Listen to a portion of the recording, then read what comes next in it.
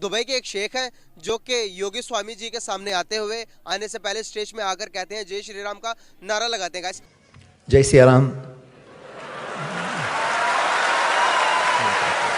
Dubai की जानिब से एक बहुत ही बड़ी खबर सामने आई है जिसके मुताबिक दुबई ने 24 शहरों पर, पाकिस्तान के 24 शहरों पर अपने वीजा को बैन कर दिया है। और बलूचिस्तान जहां पर एक ही दिन में 6 धमाके हुए हैं, दहशतगर्दों ने ज्यादातर इलाकों में पुलिस को निशाना बनाया। खबर ये है कि कुछ बलोच मिलिटेंट ग्रुप्स ने तालिबान को ज्वाइन कर लिया है। सबसे बड़ी खबर मेरी नजर में वो ये है कि पाकिस्तान में दहशतगर्दी एक बार फिर सर उठा रही। क्या ये नारा लगाना बात देता है? क्या इसने जो ये नारा लगाया ये अच्छा लगा? अफगानिस्तान की बात करें तो वो भी हमारे साथ ताल्लुकात कुछ बेहतर नहीं नजर आ रहे। वजह क्या समझते हैं? इस्लामिक कंट्री हैं दोनों, फिर भी What nonsense! पाकिस्तान की 5-6 लाख फौज इधर ठहरी हुई है और वो आपको 1 लाख फौज के साथ अटैक करेंगे। अगर मैं बात करूं दुबई की तो दुबई में पाकिस्तानी और इंडियंस दोनों मौजूद हैं, लेकिन गेट आउट का ट्रेंड सिर्फ पाकिस्तानियों के लिए ही क्यों लगता है और प्रेफरेंस इंडियंस को ही क्यों दी जाती है? आपको पता दुबई के अंदर एक मंदिर भी बन चुका है जहां पर 13 टेम्पल्स रखे गए हैं हिंदू देवी देवताओं के। वहां पर हिंदुओं के लिए खुली आजादी है कि वो वहां पर जाके पूजा पाठ भी कर सकते हैं। क्या समझते हैं हम, ये सही है या गलत है? गलत है, होना ही नहीं चाहिए ये। जितना कि वो इंडिया को फैसिलिटेट करते हैं उतना पाकिस्तानियों को नहीं करते, क्योंकि सिर्फ पाकिस्तानियों के वहाँ पर केसेस पकड़े जाते। नमस्कार दोस्तों, जय हिंद। स्वागत है आपका आज के एक और नए वीडियो में। तो दोस्तों, बड़ी खबर निकलकर सामने आ रही है कि यूएई ने पाकिस्तान के कई शहरों को वीजा देने से साफ इनकार कर दिया है। पाकिस्तान की मुश्किलें लगातार बढ़ती जा रही हैं। इसी बीच आतंकवादी संगठन तहरीक-ए-तालिबान पाकिस्तान ने शुक्रवार को दावा किया है कि बलूचिस्तान के एक प्रतिबंधित संगठन ने उनके साथ हाथ मिला लिया है। संगठन के प्रवक्ता मोहम्मद खुरासानी ने एक बयान में इसका दावा किया। दूसरी तरफ बड़ी खबर निकलकर सामने आ रही है कि बलूचिस्तान में रविवार को लगातार कई बड़े धमाके हुए और इन धमाकों में 10 से ज्यादा लोगों की जानें चली गई है।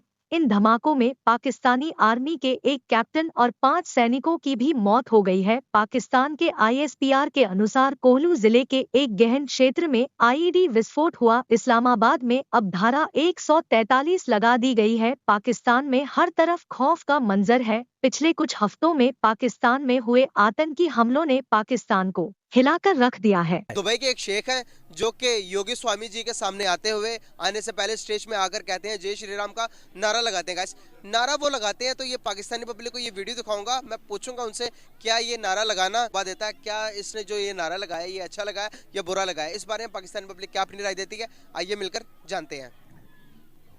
जय Shri Ram. Murari, Bapu, I am not as eloquent as you are, but I just want to say a few words. Thank you for honoring us with your presence. The UAE is truly a land of tolerance and love and compassion. एक भाई मुझे तो उनकी तरफ चलते हैं, उनसे बात करते हैं। अस्सलाम वालेकुम। वालेकुम सलाम। कैसे हैं आप? ठीक, अल्लाह का शुक्र। नाम आपका? ज़िशान। सर, एक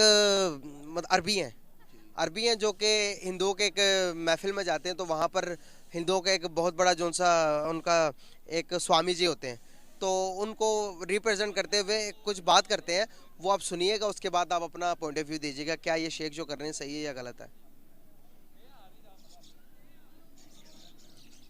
गलत कर रहे हैं, मुसलमानों को ये कहना ही नहीं चाहिए जाके ये कहते उधर जो भी कर रहे हैं गलत कर रहे हैं। बेसिकली वो मुसलमानों को अपनी उसमें सलाम कहना चाहिए, वो जय श्री राम कहेंगे तो गलत कह रहे हैं। वो जो है शेख साहब को ये गलत कहा, उन्होंने नहीं कहना चाहिए था। जो है मतलब कि मुसलमानों का ये नहीं कहना चाहिए। जारी बात है, उनका जब कलमा पड़ा हुआ तो उसको जो क्या कहते हैं उसकी इज्जत भी रखनी चाहिए, लाज भी रखनी चाहिए बंदे को। जो है ये शेख किस तरफ जा रहे हैं? जहाँ से इस्लाम आया तो वहीं पर ये सब कुछ हो रहा, तो हम क्या करेंगे एज आ मुस्लिम?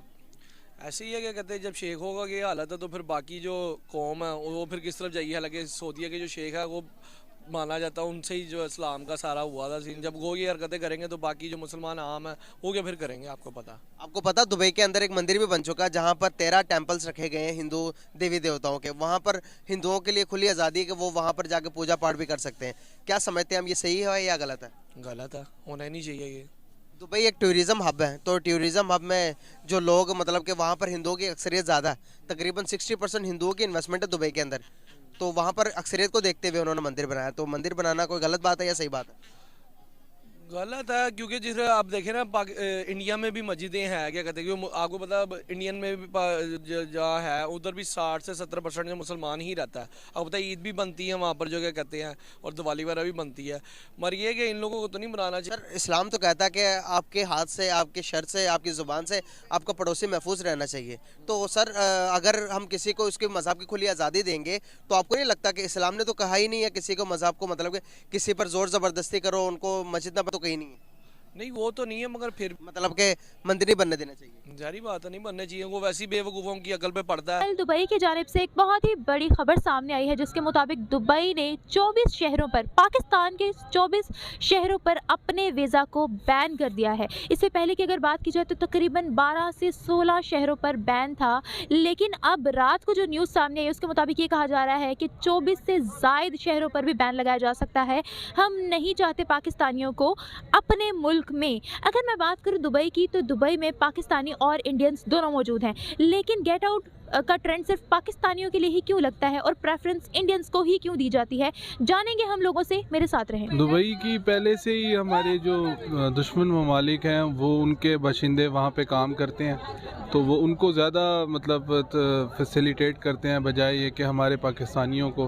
पहले भी इन्होंने डिपोर्ट किया था पाकिस्तानियों को, और अभी फिर ये लोग इस तरह की मतलब हरकतें कर रहे हैं। तो कौन से दुश्मन मुल्क के बाशिंदे और कौन हमारे खिलाफ प्रोपेगेंडा कर रहा है? इंडिया, मेरा इशारा इंडिया की तरफ है, क्योंकि इंडिया ही हमारा मतलब दुश्मन मुल्क है। क्योंकि वहाँ पे दुबई में मेरे अपने कज़न भी काम करते हैं, तो उनसे बात होती रहती है, तो वो कहते हैं कि जी जितना कि वो इंडिया को फैसिलिटेट करते हैं उतना पाकिस्तानियों को नहीं करते। क्योंकि सर पाकिस्तानियों के वहाँ पर केसेस पकड़े जाते हैं, और आपको क्या लगता है कि क्या इंडियंस वहाँ पर फंसवाते हैं? यूएई का कानून बहुत सख्त है, तो आपको क्या लगता है कि वहाँ पर ये सब कुछ जानबूझकर किया जा रहा है? क्या दुबई बायस्ड है? नहीं, बायस्ड इस तरह से है कि आप अगर मतलब अच्छे और बुरे लोग हर जगह होते हैं, हर कम्युनिटी में होते हैं। चूँकि मैं बेसिकली मतलब मिलिट्री अकाउंट्स आर्मी में हूँ, तो हमारा भी इसी तरह होता है कि अच्छे लोग भी होते हैं, बुरे लोग भी होते हैं। अगर आप उसकी वजह से एक पूरे इंस्टीट्यूशन को, पाकिस्तानियों को ही अगर बुरा कह दें तो वो गलत होगा।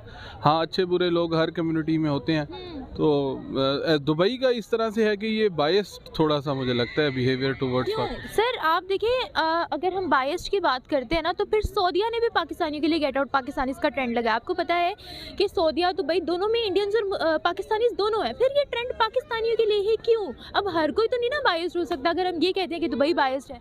नहीं, पाकिस्तानियों का भी मतलब इसमें अमल दखल ज़रूर है, गलतियाँ करते हैं ये लोग भी, तो हमें चाहिए कि हम अपने आप को भी पहले ठीक करें।